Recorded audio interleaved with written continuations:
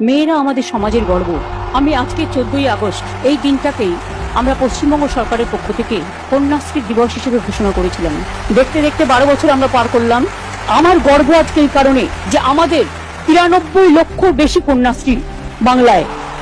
আমি নেক্সট ইয়ারে চাই এটা 1 কোটি হোক।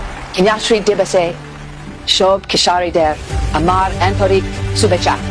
ইউনাইটেড নেশনসের ফোরামে দাঁড়িয়েছিলাম নেদারল্যান্ডে, এবং যখন ডিক্লেয়ার হলো প্রায় 600 সামথিং প্রজেক্ট সারা পৃথিবীর এসেছিল, তার মধ্যে থেকে প্রথম নাম ঘোষণা হলো কন্যাশ্রী। বিশ্বাস করুন, গর্বে আমার বুকটা ভরে গিয়েছিল সেদিন। আমি কন্যা কন্যা কন্যা কন্যাশ্রী।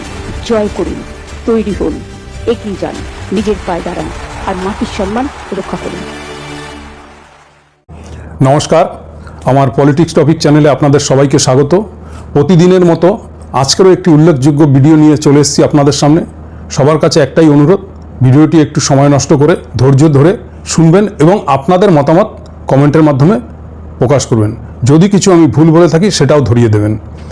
যাই হোক, আমার এই পলিটিক্স টপিক চ্যানেলের অনুষ্ঠান যদি আপনাদের ভালো লাগে তাহলে অতি অবশ্য চ্যানেলটিকে সাবস্ক্রাইব করে আমার পাশে থাকবেন, এটা আপনাদের কাছে বিশেষ করে অনুরোধ।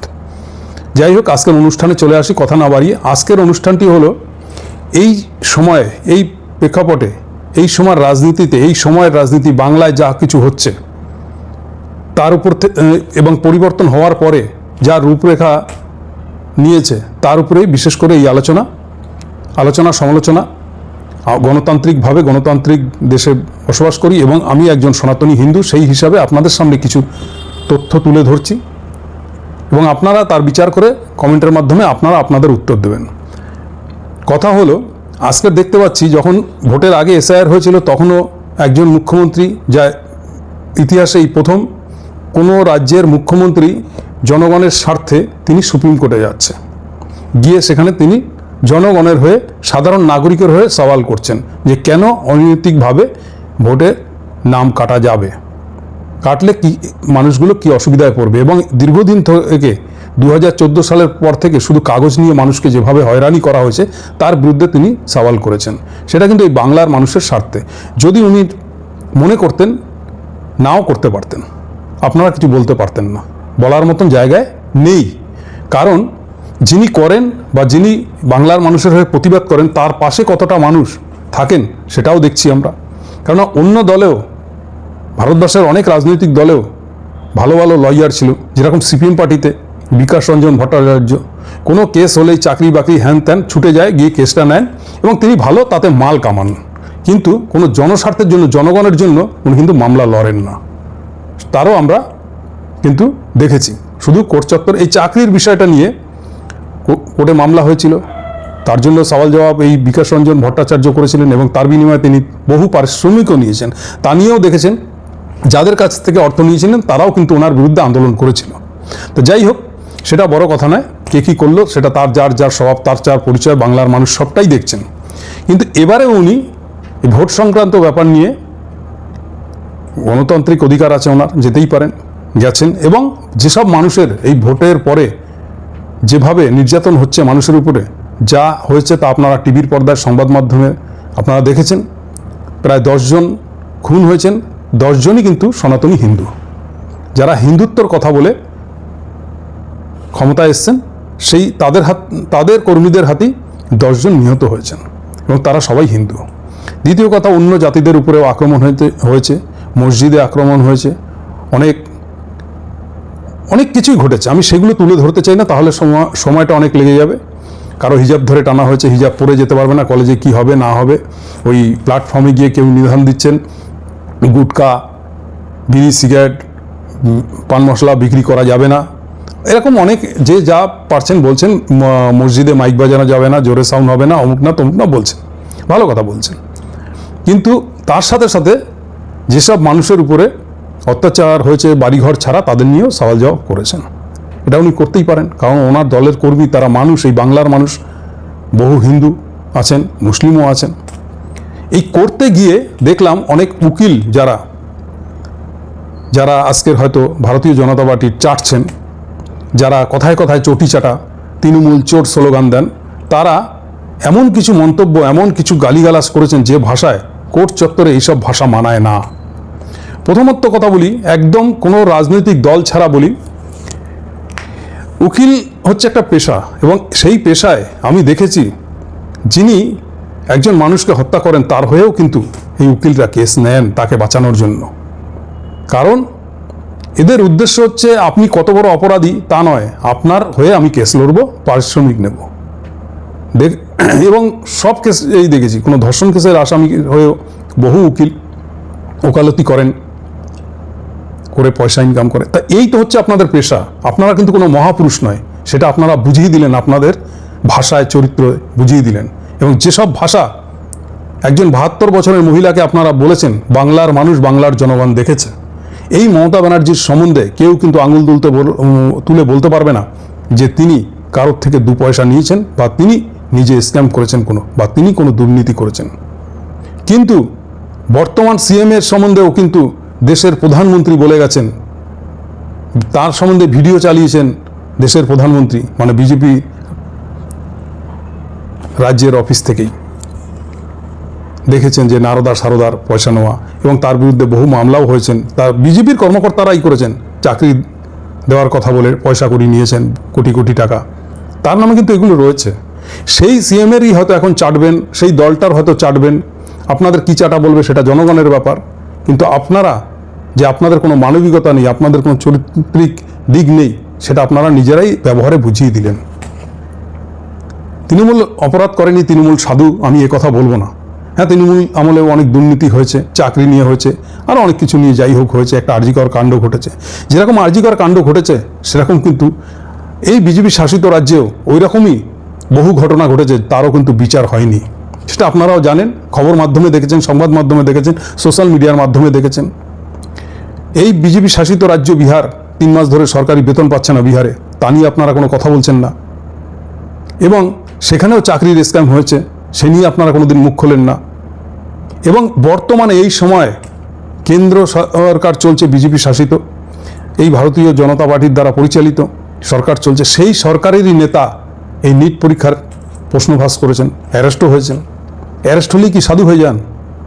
কিন্তু ভাবতে পারেন 22 লক্ষ ছেলে মেয়ে পরীক্ষা দিয়েছেন, তাদের পরীক্ষাটা বাতিল হয়ে যাবে, আবার তারা প্রিপারেশন নেবে, আবার পরীক্ষা দেবে। এই প্রথম না, এর পূর্বেও হয়েছে। সেগুলো তো আর তৃণমূল কংগ্রেস করেনি। তাহলে আপনাদের কি ভাষা বলবে জনগণ? আপনাদের সাথে কি আচরণ করবে? আপনাদের কি সাধু বলবে? ডাকাতি করে চোরের বিরুদ্ধে আঙ্গুল তুলে বড় বড় কথা বললেই হয় না, বহু উদাহরণ রয়েছে, তা উদাহরণ দিতে গেলে শেষ হবে না। এটাও এক ধরনের স্ক্যাম। যখন মুকেশ আম্বানিকে 274 কোটি টাকা ছাড় দেওয়া হয়, আর 50,000 টাকা লোন নিয়ে সে যখন পরিশোধ করতে পারে না, তার গৃহটি অবধি সিল করে দিয়ে যায় ব্যাংক থেকে, এটাও তো ঘটেছে। এটা তো শুধু একটা উদাহরণ দিয়ে রাখুন, লাখো উদাহরণ দিতে পারি। খুব কষ্টদায় এগুলো।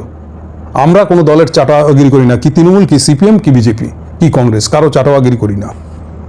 আমরা একটাই জিনিস চিনি, আমি বাঙালি, আমি সর্বপ্রথম সকল মানুষের হয়ে কথা বলবো, মানবিকতা দিয়ে কথা বলবো, মানবিক দিক দিয়ে চিন্তা ভাবনা করবো। কারণ আমাকে কোনো রাজনৈতিক দল আমার খাওয়া পড়া, শিক্ষা, ছেলে মেয়ের ভবিষ্যৎ, আমার পরিবারের ভবিষ্যৎ কিন্তু নেবে না, আমাকেই করে খেতে হবে। তাহলে কারো চাটবো কেন? কিন্তু আপনারা একটা পেশায় থেকে যে চাটাচাটিটা করছেন তা আপনারা বুঝিয়ে দিলেন, প্রকাশ্য বুঝিয়ে দিলেন। আর তার থেকে খারাপ লাগে মিডিয়াগুলো সকালে একরকম, বিকেলে একরকম। যেদিন রেজাল্ট আউট হয় 12টা অবধি একরকম ছিলেন, 12টার পরে পুরো ঘাপ করে পাল্টি খেয়ে গেলেন। এই কি আপনাদের কাজ? এই দেখে নতুন প্রজন্মের ছেলেমেয়েরা কি শিখবে? তারা তো দেখছে দুর্নীতি, চাকরি দুর্নীতি তৃণমূল করেছে, এবার বিজেপি শাসিত এসছে, বিজেপি গভর্নমেন্ট এসছে, সবটাই তো এখন আপনাদের হাতে, সেখানেও স্ক্যাম হচ্ছে। তাহলে কার কাছে যাবে, কার কাছে তারা বিচার চাইবে? একজন 72 বছরের মহিলাকে এরকম শব্দ আচরণ করছেন, এ তো একটা দিক গেল। এবার একটা কথা বলি, যারা বলেন না যে 15 বছরে তৃণমূল সরকার কিছু করেনি, এমন একটা ভাব দেখাচ্ছেন যেন এই হেরে যাওয়ার পরে, এতদিন কিন্তু বলেননি তৃণমূলের মতন জঘন্য পার্টি হয় না, জঘন্য নোংরা পার্টি হয় না, এ শুধু দুর্নীতিতেই ভরা, ভালো কিছু করেননি। বহু ভালো কাজ করেছে। আমি যে প্রথম যে ভিডিওটা দিয়েছি সেখানে দেখেছেন, একটি ভিডিও ক্লিপ দিয়েছি। বলুন তো ভারতবর্ষের কোন মুখ্যমন্ত্রী এরকম একটা বিদেশ থেকে পুরস্কার নিয়ে এসছে, গর্বের ব্যাপার, যে মাথা উঁচু করে বলবে অমুক স্টেটের মুখ্যমন্ত্রী এই পুরস্কারটা নিয়ে এসছে। তিনি শুধু এই একটা পুরস্কার না, এরকম কয়েকটা পুরস্কার নিয়ে এসছে, যা নরেন্দ্র মোদীর অবধি নেই। কিছুদিন আগে জাপানও তাকে পুরস্কৃত করেছে তাদের বিশ্ববিদ্যালয় থেকে। এগুলো তো তার ভালো কাজের জন্য। আর 2011 সেই সময় তো দেখেছি বিদ্যুৎ থাকতো না প্রতিদিন 6 ঘন্টা, রাস্তাঘাটের হাল, হাঁটু সমান কাদা, গাড্ডা গুড্ডা। আজকে রূপা গাঙ্গুলি একটা কথাই বলছে যে যেখানে মমতা ব্যানার্জির এলাকা, সেই এলাকায় নাকি গাড্ডা গুড্ডা, রাস্তাঘাট, মানুষ চলতে পারে না, হুচট খেয়ে পড়ে। এতটাও মিথ্যে কথা বলতে হয়? 2011 সালের আগে যদি কলকাতা শহর থেকে গ্রাম অঞ্চলের ছবি থেকে থাকে, তার সাথে এই বর্তমান 2026-এর ছবিটা মিলিয়ে নেবেন।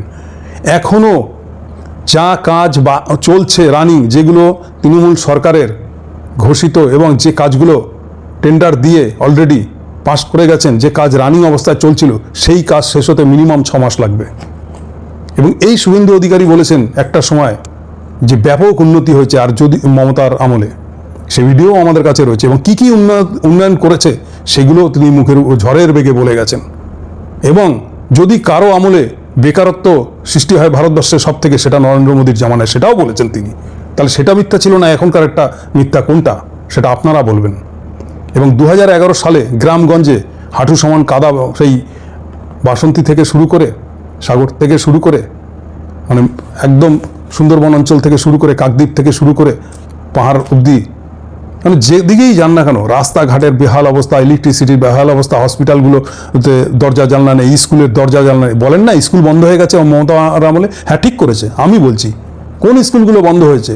যে স্কুলগুলোতে 10 জন ছাত্র ছিল না, ঢপের একটা স্কুল খুলে রেখে দিয়েছিল, চাল ছিল না, কিছু ছিল না, একজন শিক্ষক ছিল, অথচ খাতা কলমে অনেক ছাত্র দেখিয়ে তার থেকে একটা বেনিফিট নিত এইসব শিক্ষকরা। নামকে বাস্তে শুধু খাতা কলম স্কুল ছিল, সেই স্কুলগুলো তুলে দিয়ে বহু স্কুলের উন্নয়ন করেছে এবং ছেলে মেয়েদের শিক্ষার জন্য অনেক কিছু সুবিধা করেছে। সেই নমুনা তুলে ধরলে শেষ হবে না। এবং শিক্ষা খাতে এবং শিক্ষার জন্য ছাত্রছাত্রীদের পাশে এই সরকার যতটা দাঁড়িয়েছে, কোনো সরকার দাঁড়ায়নি।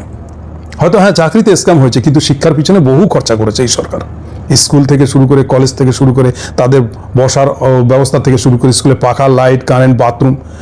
এখনও কত স্কুল আছে জানেন সেখানে বাথরুম নেই টোটাল ভারতবর্ষের সার্ভেতে? সেই রিপোর্টও আমার কাছে আছে। সেগুলো কিন্তু তৃণমূল শাসিত রাজ্য নয়, সেখানে বাথরুম নেই, লাইটের ব্যবস্থা নেই, বিদ্যুতের ব্যবস্থা নেই। বহু গ্রাম অঞ্চলে ভারতবর্ষের বহু স্কুল বন্ধ হয়ে গেছে এই ভারতীয় জনতা পার্টির আমলে। তার যদি কেউ চ্যালেঞ্জ করেন আমার এই ভিডিও দেখে, যা নমুনা দেব আপনাদের, যা ভিডিও দেব, যা তুলে ধরবো পরিসংখ্যান, আপনাদের মাথা ঘুরে যাবে। সেই তুলনায় বাংলা অনেক এগিয়ে। এবং এটা আমার বক্তব্য না, কেন্দ্রের সার্ভে রিপোর্টেই আছে। এবং পঞ্চায়েতি ব্যবস্থায় যে ধরনের কাজ হয়েছে বিগত পিছনে 34 বছরে হয়নি। এই তো গেল একটা, আমি সেগুলো নিয়ে বলতে বসিনি, শুধু আজকের একটা কথা বলবো। এত কিছু হয়েছে, এত কিছু হয়েছে। সিপিএম আমলের কথা ভুলে গেছেন। মরিচঝাপি থেকে শুরু করে, বিজন সেতু থেকে শুরু করে, নেতাইকাণ্ড থেকে শুরু করে, কেশপুর, গড়বেতা, নানুর গণহত্যা, একের পর এক, বামতলা, আমতলা, কি ঘটেনি? সিঙ্গুর, নন্দীগ্রাম ভুলে গেছেন? নন্দীগ্রামে যখন 14 জনকে গুলি করে মেরেছিল প্রকাশ্য দিবালোকে, মহিলা পুরুষ, বহু শিশু হত্যা হয়েছে, আর অগণিত মানুষের খোঁজই পাওয়া যায়নি। ভুলে গেছেন সেসব ইতিহাস? এরকম কালো দিন, এরকম যে কটা ঘটনা বললাম, আজকের 15 বছরে মমতা ব্যানার্জির এই রাজ্যে যতদিন মমতা ব্যানার্জি ছিল, এরকম একটা ঘটনা দেখান। একটা ঘটনা ঘটেনি। কিন্তু সেই 34 বছরের বামেদের সরিয়ে যখন মমতা ব্যানার্জির সরকার এই রাজ্যে প্রতিষ্ঠিত হয়েছিল, হওয়ার পরে কোনো দিন জ্যোতি বসুর নামে এরকম গালিগালাজ করেছেন, এরকম ভাষা প্রয়োগ করেছেন? কোথাও দেখাতে পারবেন না। ইভেন তারপরে বুদ্ধদেব ভট্টাচার্য, তাদেরকে এরকম অপমান করেছেন তৃণমূলীরা, এই ধরনের ভাষা প্রয়োগ করেনি। সামনের থেকে এরকম ভাষা, এরকম গালাগালি একজন, তাও আবার মহিলা, করেননি। ভাবুন, বামফ্রন্টের নেতাদের নাম করছি, সুশান্ত ঘোষ, যার অশ্লীল ভিডিও ভাইরাল হয়ে গেছে, যার কঙ্কাল কাণ্ডের নায়ক। সিঙ্গুরে তাপসী মালিককে যারা হত্যা করেছিলেন, তাদেরকে প্রমাণপত্র তাদের বিরুদ্ধে সঠিক তুলে না দিতে পারার কারণে তারা যখন আজাদ হন, এই সিপিএম তাকে মালাবরণ করেন। আবার এও দেখেছি বিলকিস বানুর যারা ধর্ষণকারী ছিল, তাদেরকেও জেল থেকে ছাড়িয়ে ফুলমালা দিয়ে বরণ করে নিয়েছেন। এরকম ঘটনা কিন্তু পশ্চিমবাংলার ইতিহাসে নেই, এরকম ঘটেনি। যদি মমতা ব্যানার্জির আমলে এরকম কিছু ঘটতো, তাহলে আপনারা কি করতেন?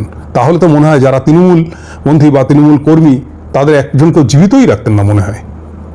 কি করতেন তো কোনো ঠিক নেই, তাতেই এই ধরনের ভাষা প্রয়োগ করছেন, এত কিছু করছেন। আর আজকের যারা এই তৃণমূল থেকে গিয়ে বিজেপিতে ভারতীয় জনতা পার্টির নায়ক হয়ে বসেছেন, যারা সরকারটা চালাচ্ছেন, তার মধ্যে অধিকাংশ তো তৃণমূলেরই নেতা। তাহলে মানুষটা তো এক, শুধু সময়ের হেরফের। এবং সেই সিপিএম আজকের একটা কথা বলেনি এ নিয়ে, বা একটা প্রতিবাদ করেনি। মমতা ব্যানার্জি সেদিনকারে বলেছিল যে সর্বদলকে আমি আহ্বান করছি বিজেপির বিরুদ্ধে রুখে দাঁড়াতে এবং তাদের বিরুদ্ধে প্রতিবাদ করতে, সবাই আমরা একসাথে চলবে। এই কথাটা বলে এমন একটা ভাব দেখালো সিপিএম, যেন মনে হচ্ছে সিপিএমের পায়ে ধরছে। পায়ে ধরছে না, আপনাদেরকে সম্মান দিয়েছে। আপনারা সম্মানের যোগ্যই না, কারণ আমি নিজে দেখেছি 34 বছরের বাম জামানায় কত লাঞ্ছিত হয়েছি, কত অপমান হয়েছি, কত অসহ যন্ত্রণা সহ্য করেছি, কত মায়ের কোল খালি হয়েছে, কত স্বামী বিধবা হয়েছে, কত মহিলারা কত গৃহবধূ তার স্বামীকে হারিয়ে বিধবা হয়েছেন, কত শিশু তার পিতা হারিয়েছেন, কত শিশু তার মাকে হারিয়েছেন। সে কিন্তু নজিরে আছে। নেতাই কাণ্ডর কথা যদি আজও মনে পড়ে আঁতকে ওঠে মানুষ। ভুলে গেছেন সব। তাই তারপরেও আপনারা বড় বড় কথায় বলেন ক্ষমতায় আসবেন, অমুক তমুক হ্যান ত্যান। বলতে আপনাদের লজ্জা হয় না? কিছুদিন আগে, মানে আজ থেকে হয়তো 6 মাসও হবে না, যখন এই নতুন রাজ্যপাল পশ্চিমবাংলায় আসে, এক রাজ্যপালের পরিবর্তে আরেক রাজ্যপালকে পাঠান, তখন সেখানে একটি অনুষ্ঠান হয়। সেই অনুষ্ঠানে মমতা ব্যানার্জির সরকার বিমান বসুকেও নিমন্ত্রণ করেছিলেন। তা বিমান বসু এসে পিছনের চেয়ারে চুপ করে বসে রয়েছেন। আর সেদিনকারে ওই অনুষ্ঠানে ফিরহাদ হাকিম যেতে পারেনি কোনো একটা কারণবশত। যেহেতু উনি কলকাতার মেয়র, ওনার উপস্থিত থাকার কথা, কিন্তু কোনো একটি অনিবার্য কারণবশত যেতে পারেনি। তো মমতা ব্যানার্জি যখন ঢোকেন সেই হলে, দেখতে পান যে ফিরহাদ হাকিমের চেয়ারটা ফাঁকা পড়ে আছে। সেইখানে চেয়ারের গায়ে লেখা রয়েছে ফিরহাদ হাকিম মেয়র, এবং বিমান বসু সবার পিছনে চুপ করে বসে আছেন। এইটা দেখতে পেয়ে তার সৌজন্যতা এবং তার ব্যবহারটা দেখুন। তিনি কি করলেন? বিমান বসুকে হাত ধরে সবার সামনে এনে সেই চেয়ারে বসিয়ে দিলেন, শুধু নেম প্লেটটা সরিয়ে দিলেন। এই হলো মমতা ব্যানার্জির আচরণ। আর এই ধরনের আচরণ করে গেছে বলেই আজকের মমতা ব্যানার্জির এই জিনিসগুলো দেখতে হচ্ছে।